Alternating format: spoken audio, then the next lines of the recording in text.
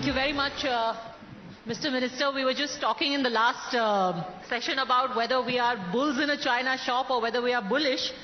But safe to say that Morgan Stanley is fairly bullish right now on India.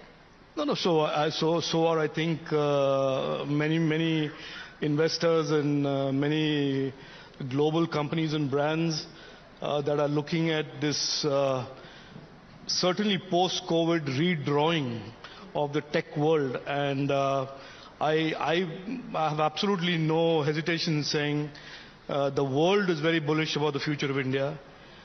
I personally am. The government is very bullish on the future of India, and I think a large number of Indians are, except for a couple who make it their point to go to Stanford and say things about India, and a couple of other ex-retired chief economic advisors of the country. But otherwise, by and large, I think the world is fairly invested in this narrative of a very, very surging, accelerating India. You know, let's talk about specifics. Sure. Now, when the Morgan Stanley report talks about how India has changed dramatically in the last 9 years, this, and I think most people in the audience also will agree, it has belied the expectations even of the well-wishers of India. There were cynics who said the pandemic is going to wipe out half of our labor workforce, that our GDP is going to crash. We weren't projected to grow beyond more than maybe 5, 6 at max. Right. What did we do right? That from a black swan event, we have not just recovered, we have rebounded.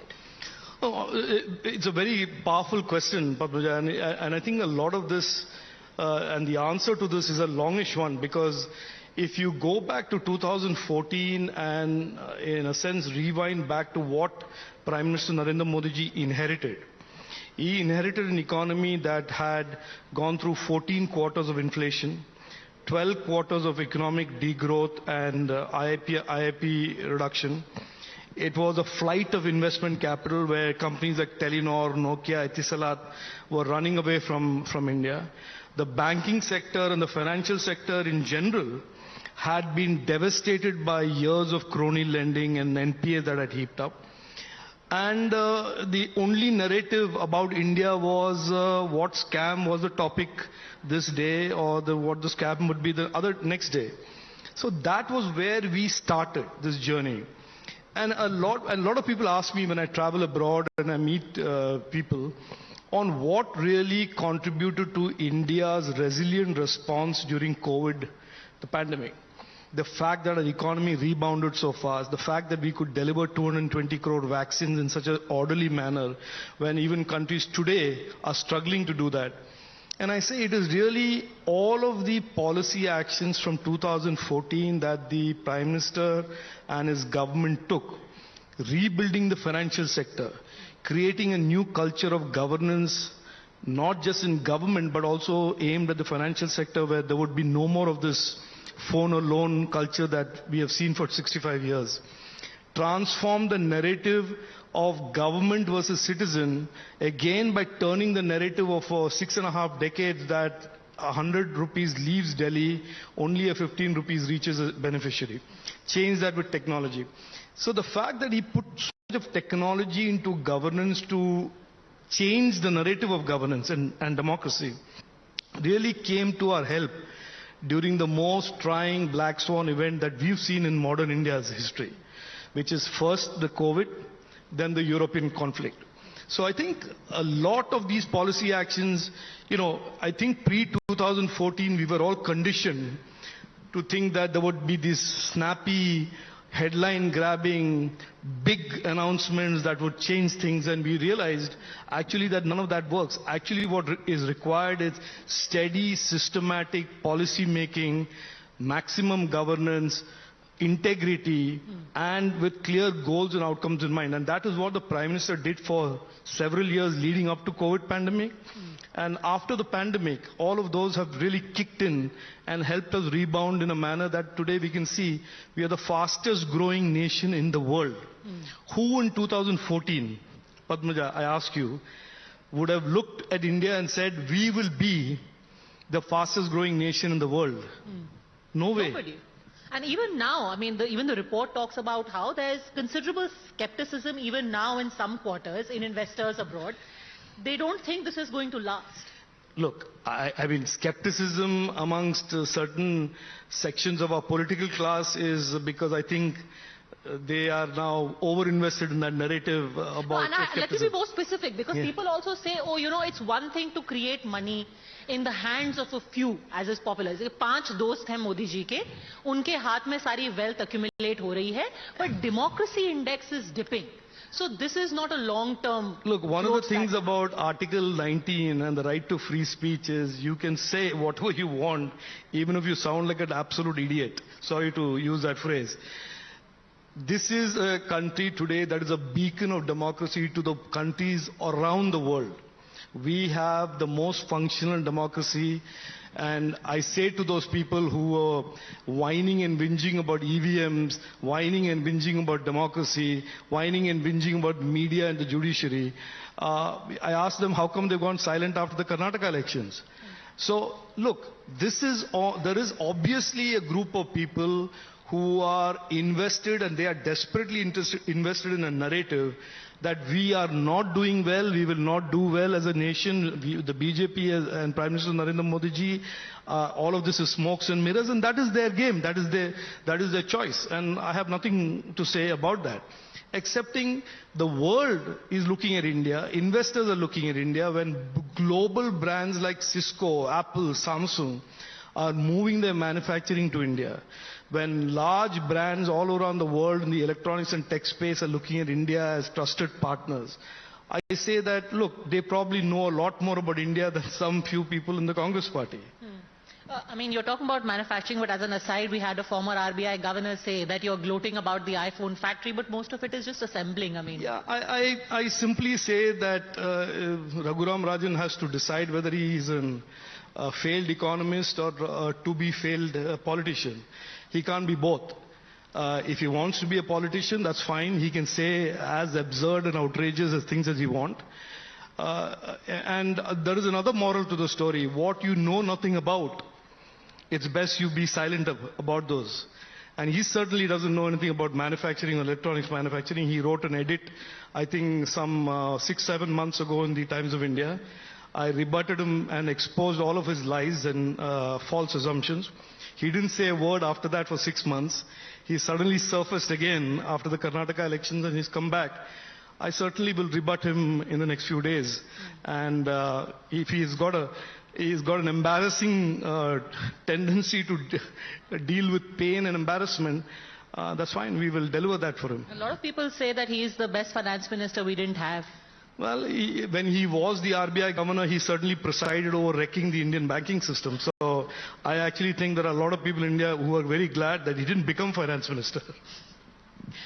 Talking about the things that we did do right, in the Morgan Stanley report, 2 things jumped out at me. One is they talk about the infrastructure push, which over at least the last 6 months has seen stupendous force when it comes to the central government, whether it be or Vande Bharat, metros, etc., highways. The second was that the report felt that the digitization that we have managed to achieve in our country, and especially direct benefit transfer, held us in good stead. Now, I remember Mr. Chidambaram, when he spoke in Parliament, he said, what do you think? That a roadside vendor is going to use your UPI? And yet here we are. That not only is it made possible, a roadside vendor is using UPI, but it's being mentioned as a factor. This couldn't have been easy, could it? No, look, Real world, what were the challenges that you faced? No, look, I think first of all, it was an absolutely startlingly clear vision of our Prime Minister that technology can really transform governance. And if you go back to his 2015 speech in Digital India, when he launched Digital India, he laid out 3 goals. He said, first of all, technology should transform the lives of our Indian people. Then he said, technology should create more entrepreneurial opportunities and expand the economy. And the third point he laid down as a goal for Digital India is that India should move from being a consumer of technologies to being a producer of technology. And if you just stay focused on the first point, it is very clear that the Jan Dhan Yojana, DBT architecture, which was technology enabled, and then UPI became the solution that came out of it, has transformed and built so much trust between even the remotest Indians and the government. And I will share a real personal, real life example with you. I went to a district in Nagaland on one of my prawases called Zuniboto. I drove 9.5 hours from Dimapur to get to Zuniboto through the worst terrain possible. And the next day morning, when I was with the community leaders, I asked them, how many of you have Aadhaar? Everybody. How many of you receive your pensions and your benefits and your payments from the government via your phone and your bank account? 100%. And that is the magic, that is the power of technology that the Honorable Prime Minister has harnessed. And harnessed not to demonstrate some gimmick or some innovation, but harnessed to really transform the actual physical governance process that this country has missed for 65 years. So if you ask me, that power of technology that he brought to government has in turn not just built trust between government and citizen, also spawned a very, very large innovation ecosystem. So if you today look at people saying, how come we have this large fintech ecosystem in India? It is because UPI, which was designed to solve a government citizen problem, has now become this great innovation that the world is recognizing. And so, I point to the fact that there is a person who had real life experience about what are the infirmity and gaps in India's governance. He took technology and said, let me solve these problems that affect common men and women, and let me create solutions for them. And that, I think, is the true story of digital India. Of course, there are other stories about unicorns and startups and innovation and how we've expanded the digital economy and all of that. But the true, real underlying headline is this. And this nobody will get. The Chidambarams of the world will not get, because they're all, exotic, academic people who have never in the last 65 years ever bothered addressing these real life problems.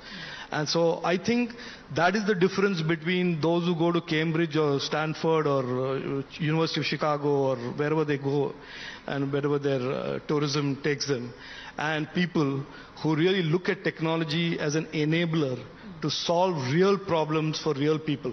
But what were the challenges? Because look at the size of our country. Connectivity I think, I was in a similar program some months ago, and there were some foreign delegates in the audience, and they said, but the problem with technology is that it excludes people. And in India, technology has become the power that includes people, is actually enabling inclusion of a kind at a scale that has never been deemed possible. People who are outside the system have been included in the system and are now part of the system, whether they're formally employed, formal employment, or the government benefits. In my opinion, we underestimate Indians and people all around the country's ability to quickly adapt. So a lot of this propaganda of people, with advanced degrees from Harvard and so on and so forth, saying that no, but technology will never work. How do you think an illiterate or digitally illiterate person who's running a street vendor job will ever adapt to UPI? Is actually being contemptuous, is being patronizing of the innate ability of every Indian given the opportunity to rise, to grow, to prosper. And that is a belief that our Prime Minister has. That if we do the right thing, if we create the enabling environment and tools, people will find the way, learn, adapt, and improve their lives with those technology and tools, which is what we are seeing today. You see, extraordinarily how many people use UPI and QR codes for payments, digital payments. And it is not the big fancy people, it is the common man and the people who are micro entrepreneurs and self-employed on a day-to-day basis that use all of these platforms, because there is no corruption, there is no leakage, there are no charges, and it is absolutely smooth and efficient for them to use with a smartphone. But the adaptation can happen maybe not always for the good. So while you will have, many people who will take to UPI, there will also be the Jamtara. There will also be the online fraud. So look, disinformation. I agree with you, and I'm absolutely telling you that we are absolutely aware of the power that technology can do in terms of its good, as well as those who can do bad with it. And that is the nature of the beast. Technology as we know it, the internet as we know it, has been always thought of as a force for good. It connects people, it allows people, it empowers people. But certainly over the last 5 years, the phenomenon of user harm, criminality, whether it's doxing, gaslighting, cyber bullying, or just cyber crime, is also on the rise. And we are now a country with 800 million Indians online. We will have 1.2 billion Indians online by 2025. We are the largest connected nation in the world. And so this is known, this is understood, and we are taking every policy measure, every other step we can by saying that our policy goals are to make the internet in India safe and trusted for every digital Nagrik. And we take that mission very, very seriously. It's a mission that the Honorable Prime Minister has tasked us with. But do you find social media companies, or rather find the government at a better place with social media companies? Because this became quite a sticky point. You said you were battling disinformation. They said you were trying to act like super censor. No, so here is the thing, Padmaja. I think the world at large has, in a sense, missed regulating user harm that came out of technology for several years and almost a decade. Because all of these platforms masqueraded as innovation. And no government wanted to regulate innovation. So I'm a social media platform, but I am technology, I'm innovation, don't regulate me. And so therefore they continued with that for about a decade and a half, till now people have woken up that these platforms can also cause harm. And therefore we have tried to correct the asymmetry. But everything we have done, Padmaja, we have done in a consultative manner.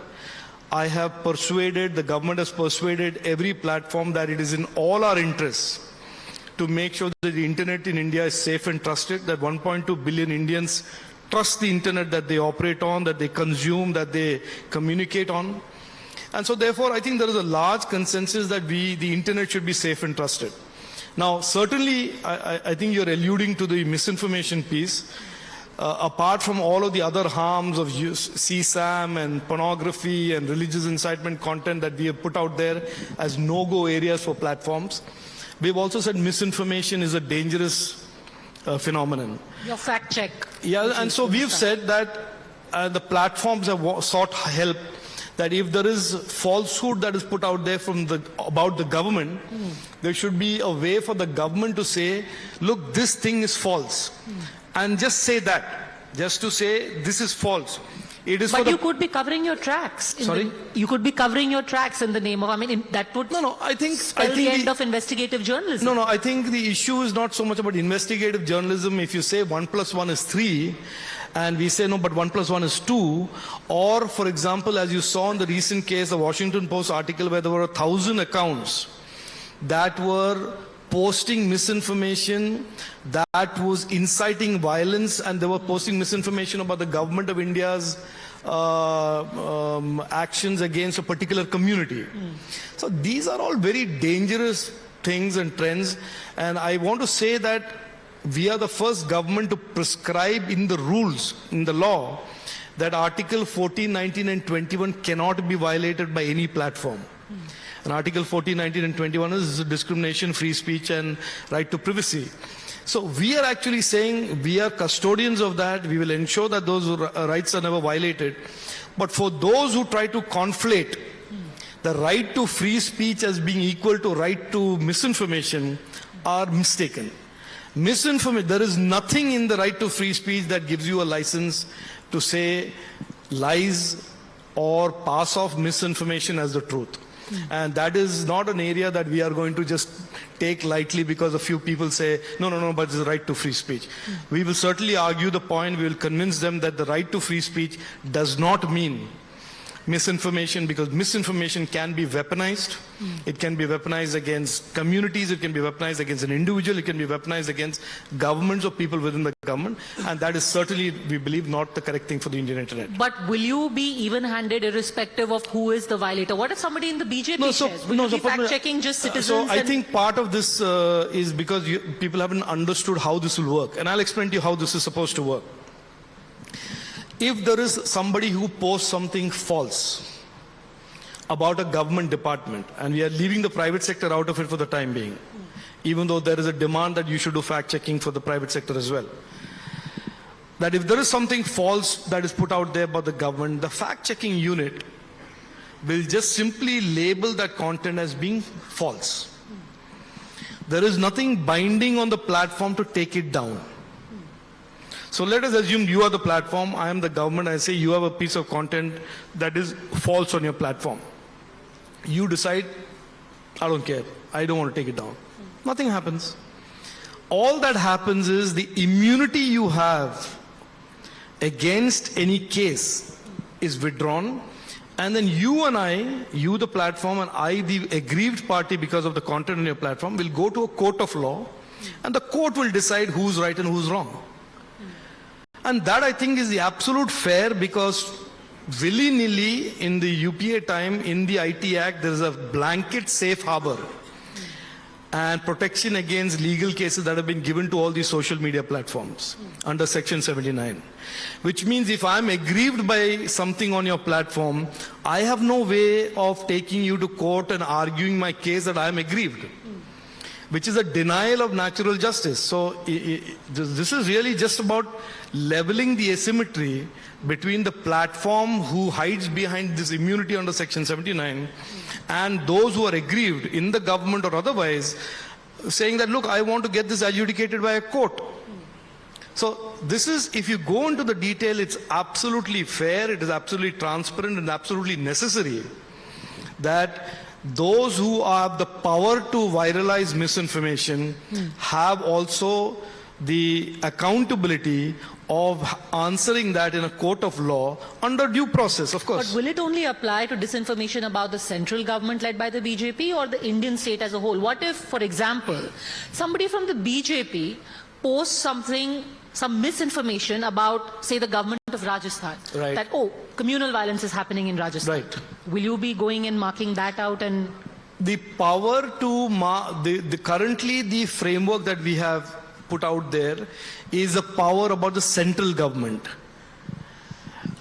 Now, if this is acceptable and it works, and these rules have a tendency to constantly evolve, we can also expand and say that this could be the same labeling about state governments, regardless of which party is in power. The issue here is not about politics. The issue is that misinformation is toxic. Misinformation can be weaponized. Misinformation is bad for the internet. And it is clearly, with the emerging challenges of AI and the emerging powers of AI, it can translate into such authentic deepfakes that you and I certainly will not be able to know the difference between what is a deepfake video and a real video. And you know that the power of the internet is such that something that is misinformation travels much faster with a higher velocity than anything that is real. So if I put a deep fake out there saying Padmaja is ABCD something, it will travel like that. But if I just say, oh, Padmaja is an reasonable anchor and journalist, that will not travel that much. I mean, we've done experiments and studies in our ministry that shows that misinformation can travel at a velocity of 15 times faster and reach an audience 100 times more than regular truth. Speaking of AI, is there any such thing, is it possible for there to be any such thing as ethical AI, given that it is anyway informed by the biases of the creator? Yeah, so I think we are not using that phrase anymore. The way our government is now, we are in pre-consultation discussions about the Digital India Act. How we want to approach AI and regulating AI is through the prism of user harm. So we are not getting into these conversations about ethics and risk-free and so on and so forth. We are basically saying the law will define the areas that constitute harm. And you as an innovator can do anything. You as a platform can do anything as long as these guardrails are not violated. So in using Latin, thou shalt not cause harm is the principle by which we want to regulate AI, Web3, and any future emerging technology that has the power to disrupt, power to distort, power to cause harm. This is our principle as we understand today. We certainly will do deep consultations with the industry, with startups, with academics, with citizens before we finalize how we will regulate AI.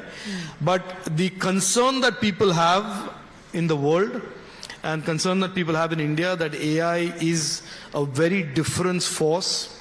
It is like the internet, that it does good, but it is the complexity of the bad that it can do is much more than the bad that the normal internet can do. So some of the concern that has been expressed, including by Sam Altman in front of the Congress, etc., the US Congress, not the Indian Congress, is justified. That it is not something that we should go to sleep on. We should be wide awake and very alert to building the guardrails around it. So we are in the midst of doing that. So one aspect is, of course, the disinformation, and this whole fact-checking actually is going to have it much harder when it comes to AI. Absolutely. The other very real fear right now in India is about how, on the one hand, we are trying to create jobs.